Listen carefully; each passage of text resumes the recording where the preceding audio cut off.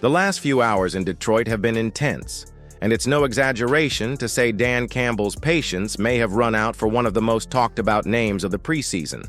Hendon Hooker took the field to prove he could be QB2. But what we saw was a string of mistakes that opened the door for Kyle Allen to steal the spotlight.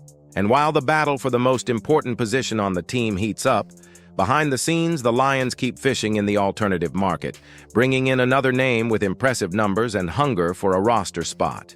If you're a true fan, subscribe to the channel so you don't miss any updates. Let's get to the video. Man, if there was any mystery about who's got the inside track to be Jared Goff's backup in Detroit, Dan Campbell may have just ripped the curtain right off. Week 1 against the Chargers? Kyle Allen got the start, didn't exactly light the scoreboard on fire. Hendon Hooker came in for the second half, and while he avoided a total meltdown, he didn't exactly make anyone forget about Goff either. Fast forward to week 2, and this was Hooker's big shot to show he could clean things up and actually move the offense. Instead, it turned into a first-half nightmare against the Falcons. 2 ugly fumbles, hesitant reads, bailing from the pocket like it was on fire. Just not the kind of stuff you want from the guy trying to earn QB2. Campbell had seen enough early, yanked him, and tossed Allen back in. Allen didn't waste the chance. Marched the team right down for a score in just a few throws. That little switch might not have been just about getting a spark. It felt like a peek at where this QB battle is really heading. Hooker was supposed to be a legit contender for the backup gig this summer. First real competition for the role since he was drafted in the 3rd round last year. But when your head coach has already warned everyone that turnovers are a one-way ticket off the roster, showing up with 2 1/2 is like begging to be demoted. Now, Allen hasn't exactly been perfect either. He's had his own moments of indecision and bad ball security. But here's the thing. If Allen keeps stacking even just decent drives in camp and preseason, the depth chart could be locked up in no time. Goff at QB1, Allen right behind him, and Hooker sliding into QB3 territory. There's still time for Hooker to turn this thing around, but the leash is clearly shorter now. And when Campbell starts getting serious about something, you usually don't want to be the guy on the wrong side of that conversation.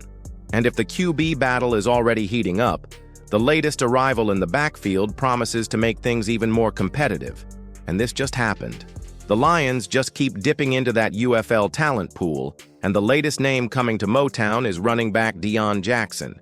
If that name rings a bell, it's because he's been bouncing around NFL backfield since 2021, with stops in Indy, Cleveland, and the Giants. His best run came with the Colts in 2022 when he logged 236 yards and a touchdown.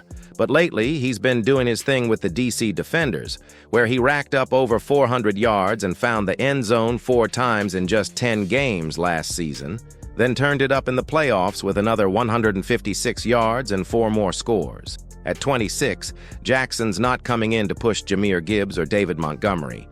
Those 2 are locked and loaded for the season. This is all about depth and competition, especially with rookie Sione Vaki still sidelined by injury.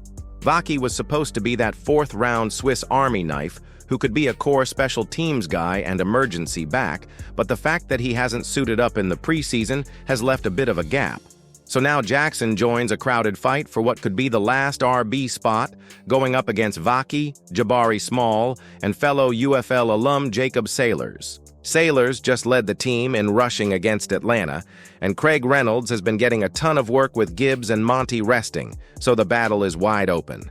The Lions have been here before. Plucking from the UFL is kind of becoming their thing this offseason, with Jackson joining guys like Nick Whiteside, Sailors, and Steven Stilianos and making the jump. And with 2 preseason games left, plus joint practices with the Dolphins this week, Jackson's gonna have a fast-track chance to prove he belongs. Whether it's the QB2 race or the fight for the final RB spot, Detroit is making it clear that no one's seat is safe. As a fan, it's great to see that level of accountability. Subscribe so you don't miss the next Lions updates.